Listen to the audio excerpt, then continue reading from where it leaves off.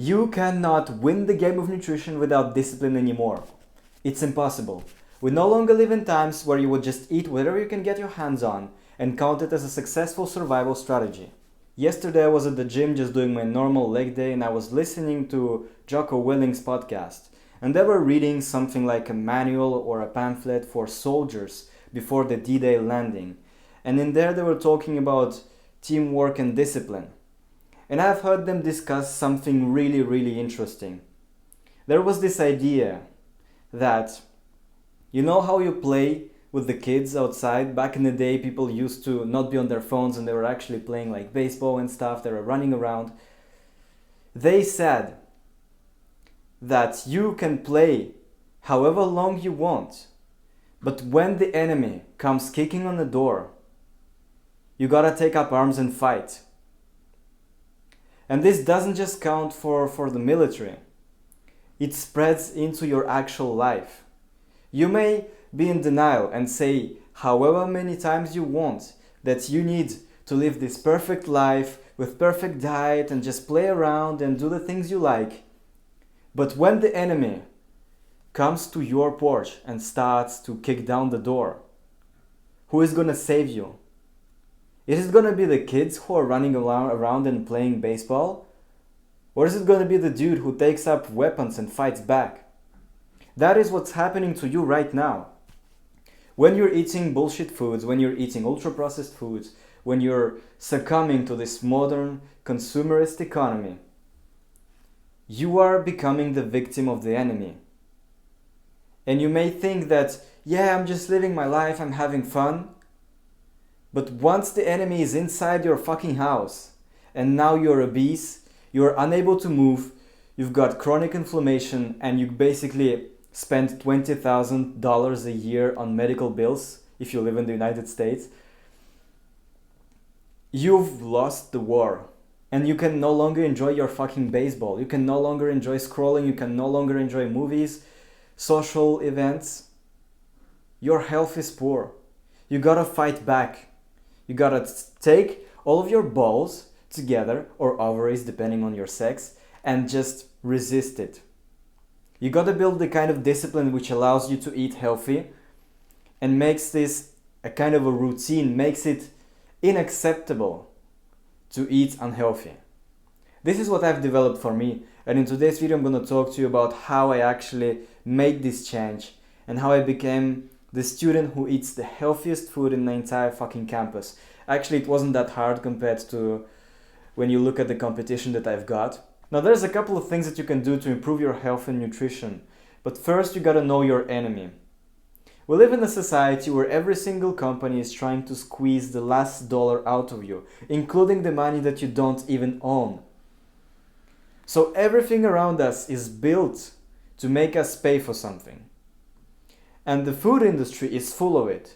And especially in the United States, the food industry is closely linked to the pharmaceutical and medical industry.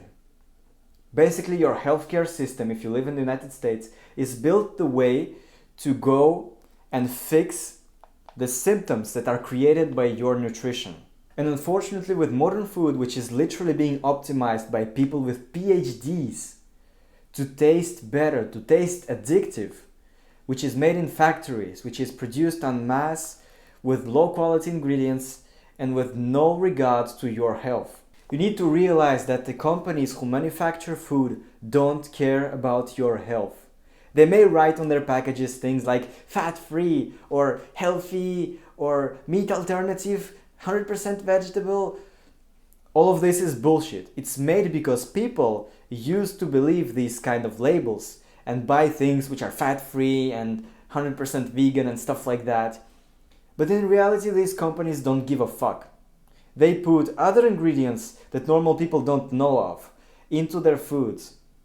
And because general population is not really conscious of these things, they just put them in and they just don't give a fuck because they make food taste better, more addictive, cheaper, and easier to manufacture. Unfortunately for us, we no longer live in times where hunter-gatherers would venture out in the wild and bring back food to the clan. The food is no longer like that. It's no longer scarce. You cannot just eat whatever you get, because back in the time, of course, because we were evolving in this kind of environment, eating whatever you could get was healthy for you. Literally, the foods that people would bring back to the clan were the healthiest you could get because you were eating them for millions of years. It's no longer the case, and now you've got to control yourself. You've got to control your impulses. You've got to get into this hard mindset where you no longer eat just whatever the fuck you want in the shelf, which is advertised to you in a supermarket. You buy the actual things that you learn about, you know are nutritious, and eat them in the right quantities. So now that you know what you're going up against, I'm gonna talk about the actual things that you can do to improve your nutrition and health today.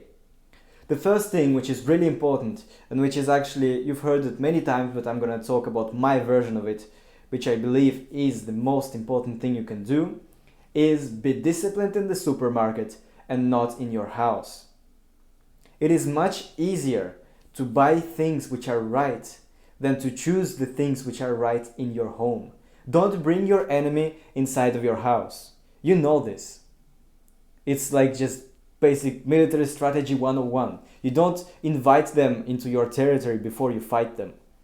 Keep them out there, keep them in the store. Don't buy bullshit. I know it may be hard for you if you have a family, but for me, I'm a student. And if you're a student, it's easy as fuck. If you live in a student accommodation, it's so easy. You buy your own food. You got the complete agency over what you eat. So don't use this as a fucking excuse. I'm a student, I've got a lot of things to do, I cannot cook, I cannot eat healthy food. That's bullshit. I actually earned more time from cooking my food and eating healthy than if I would spend this time studying with a brain full of bullshit ingredients. You wouldn't believe this, but it's true. I'm studying engineering. I'm not even studying the easiest subjects. Like, a master's in mechanical engineering is not easy. But still, I managed to be more productive than other students who neglect their sleep, neglect their nutrition and their health in favor of studying more, but then end up having worse results because during the exam their brain is completely shut off. They're unable to use their full brain power. So what I would recommend, if you're a student, learn about nutrition in details. Spend at least 20 minutes a day studying it. Learning something from podcasts, watch Andrew Huberman, something like that, read books. Buy your own food and cook your own food. If you don't have time, meal prep. If you live with your family, it's kind of different because it's harder to motivate them to make the change with you and they don't necessarily want to change their diet. So if they don't want to make the change and they still buy the foods that you don't want to eat, at least store them in a different location. Separate your storage spaces. Have a shelf just for you in the fridge and be like, just, no, don't put your bullshit on my shelf. I put my healthy food, I put my steak in there, I put my vegetables there, and keep out. So that really helped me, but there's a different issue. The issue of sabotage. Because your family may try to be nice to you and offer you some chocolate and stuff from time to time. And it's okay if it's dark chocolate, but if it's fucking Haribo kind of shit, like pure sugar stuff, you need to kind of reject it, which takes discipline. And it kind of takes the points away from your relationships. Like, it makes the relationship kind of weird whenever they eat something you refuse to participate in it. It's, even though you may have absolutely zero judgment in doing that, there's still like this weird background feeling of them feeling like you are out of the tribe, like you are deviating from the normality basically. And they may feel like even like you don't respect them. You know, like people who drink alcohol, for some reason they just hate people who don't drink. They may have this spontaneous disgust towards people who say like, no, I don't drink. Even though there's nothing personal, but they take it personal because deep in their minds, they understand that drinking is bad for them. And the same goes with nutrition. Your family's beliefs may be challenged by you just not eating things. Because for them it's normal. They know it's bad, but they think like they cannot do it differently. They cannot not eat this food. They cannot not eat the donuts because that's how things are. But when you come there and you say, no, I don't want to eat them, something in their brain just clicks and it says like, wait a minute, bro. What do you mean you don't eat them? You mean that I cannot eat them and I'm just a pussy who eats them anyway? That's what their subconscious is telling them, and that's what creates this weird tension with your family. So there is no real remedy to that, but I found something which helped me a lot personally. It's just I just don't like it. Instead of entering the argument and saying things like, no, donuts are not healthy for you, they contain seed oils and fucking sugars and it's not. You just say, I don't like them, I don't like the taste. Don't take this argument to your level of optimizing nutrition and the scientific reasons behind it and discipline, because that's not their language. Their language is simply, you like it or not? Do you like the taste of it? So you talk to them in their language. You say, I don't like donuts, I don't like how they taste, I don't like this chocolate, it's too sweet. Which is actually true. I'm not even lying when I'm saying that. Because I don't eat sweets, like traditional sweets, I only eat like fruit, stuff like that. I actually feel like many things that normal people eat are too sweet now. I cannot eat donuts, like I don't like it. It's annoying, it's irritating my throat when I eat things which are too sweet. I'm not used to them. And this works really well with your family because to them they completely understand when you don't like something. Like when you were a kid and you didn't like to eat broccolis or something that your mom cooked for you. She was like, yeah, eat it, but it's healthy, but okay, you don't like it, it's normal. If you don't like chocolate, well, good for you. They're not gonna judge you for not liking something. So just use this as a weapon against this enemy. Say that you don't like something. And no big deal with that. They're just gonna be, okay. And if they're eating something and you want to join them and you don't want to be there empty-handed saying like, I'm intermittent fasting, I'm not eating anything right now. If you're intermittent fasting, don't do anything. But if you're eating healthy, just take a fruit, take an apple and eat it with them. They're going to eat their chocolate and you're going to eat your apple and everyone is going to be happy. No one's going to judge you for it. Now, if you live together with someone else and you eat the same food and someone is cooking for everyone, like for example, when I go back on holidays to my family, they cook for everyone. And they used to cook with seed oils and I didn't like it. And there was this long conflict of seed oils and why they're bad and how there's hexane and things which are used to treat them and they're just fucking industrial bullshit. Why would you eat it when you've got perfect extra virgin olive oil? We live in France. Olive oil is cheap here compared to the United States. It's still more expensive than seed oils. But it's not like a huge investment paying $10 every 2 months to buy olive oil. It's not a big deal. So what I did, instead of keeping arguing with them on how seed oils are bad for you and stuff, I just started buying olive oil and replaced the seed oil with it. I just bought it for them. I took out this fucking garbage plastic bottle with canola oil or something like that. I threw it out and I silently replaced it with extra virgin olive oil and I said like, I like olive oil. I like the taste of it. I would like you to cook with it now. And they all started to enjoy it. Because for them before, like, you know, I come from a Russian family and in my country, with the thing which is used for everything is basically sunflower oil, which is ultra processed. And olive oil is only used for like salad dressings and stuff. You may know this if you live in the United States or outside Romance countries like Italy, France and Spain. Here in these countries it is literally normal to cook everything with olive oil. And you may have heard things like extra virgin oil is gonna oxidize if you cook with it, it's only for low temperature cooking. It is not true. Extra virgin olive oil is mostly made of monounsaturated fatty acids. And I'm not gonna dive deep into the chemistry of this, but monounsaturated basically means that the molecule of fat is only like crooked in one direction, in one place. Like this is let me draw something for you. And let's draw a fatty acid. So there's like this chain of hydrocarbons, and it looks like that. And then if it's a saturated fat, which is present in animal fats and things like butter, it looks like that. It doesn't have any ramifications.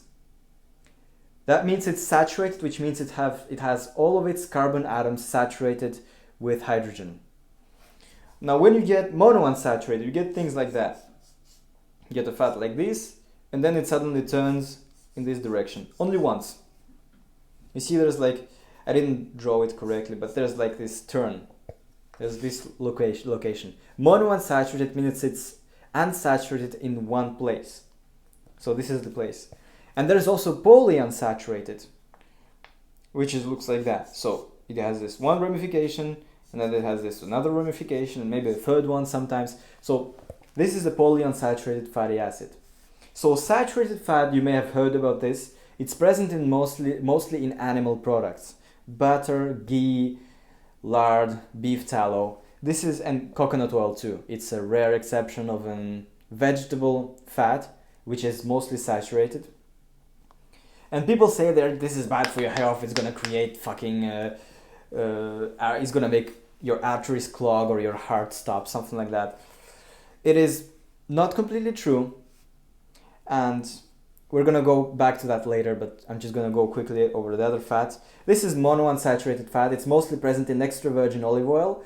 And this is polyunsaturated fat, which is mostly present in things like seed oils, ultra-processed oils. And the thing is, the amount of oxidation that the fat suffers when you heat it up increases with the number of ramifications. And it's kind of logical, because in these places where the fatty acid is bent, these are the weak spots. These are the places where it can oxidize. So when you heat your seed oil up, it's actually oxidizing much more than saturated fat would oxidize, or an olive oil would oxidize. So the interesting reality is that the more your fat is saturated, the less it's gonna actually oxidize when you cook it. When you cook with seed oils, it oxidizes a lot. It creates these free radicals. You don't want to have them, because the things which are oxidized are going to act in your body and basically can damage certain parts of your cells and create inflammation. You don't want that. But if you cook with oils which are less oxidized, so ideally animal fats which are saturated, or extra virgin olive oil which is monounsaturated mostly, you actually get less oxidation. So this is why this myth of fats which you cook with olive oil not being used for cooking, they arose from the fact that olive oil contains other things which may degrade with high temperatures, because it's not pure, it's extra virgin, which means it was cold pressed and weren't treated with hexane and brought up to 400 degrees Celsius or weird shit like that and bleached like other oils. So it has different compounds which create its characteristic odor and stuff. These things may degrade with temperature, but they're not harmful. They're actually antioxidants which are present in olive oil but not present in in ultra-processed oils, which are really healthy and which are going to prevent the olive oil from over-oxidizing while you heat it up. So it is perfectly healthy to use olive oil when you cook. Yes, it produces an odor, it smells differently when you heat it up because it has natural odor compounds. So yeah, I basically explained this really quick to my family. They're biologists, they would understand this. And they're like, okay, let's use olive oil. And I just replaced the seed oil with olive oil without much fighting. I didn't have to argue about its health and stuff. I just said I prefer this, and there's science that backs up the fact that it can be used for cooking safely, and it's actually more beneficial when you cook with it rather than with seed oils. And that's how it was accepted. And once your family accepted your preferences, you've already solved like 80% of the problem. Now the other thing which is really important is just cook all of your food. You're gonna be forced to anyway if you eat healthy. You cannot just eat pre-cooked foods. They're not healthy by definition because they're made in a factory to have a long shelf life, to be palatable and addictive, and they contain a whole bunch of different anti-nutrients and bullshit ingredients that you don't want in your body. So just cook your food, buy whole food ingredients and use them to cook. Cooking is actually easy as hell. You may have seen a ton of videos where people like cooking steaks and they explain like, oh, this is very important and this is very complicated. Cooking is easy. First thing that I understood was not true was that you have to follow every recipe to each detail. Like when I just started out cooking, I was like, yeah, I need this and this and this. And if I don't have the right cream and if I don't have the right oil, then it wouldn't taste correctly, it wouldn't be authentic. It really doesn't matter that much at all. Once you get some experience in cooking, you actually realize that, yeah, this ingredient is nice, but if I don't put it, the taste to it is not going to be altered much. You just learn from experience, from trial and error, that certain things change the taste in different ways. But previously I would be like, no, I cannot change this out. It's going to break everything.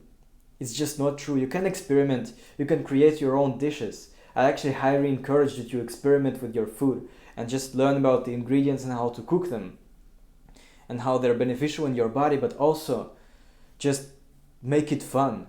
Take pleasure from cooking. Cooking is fun for me. It's like this activity which I actually like doing with my friends. I sometimes bring some students over and we cook together. Maybe we make some traditional Russian dishes for them because they're French. And sometimes you don't realize as a student that you're actually missing out on the best experiences in the college.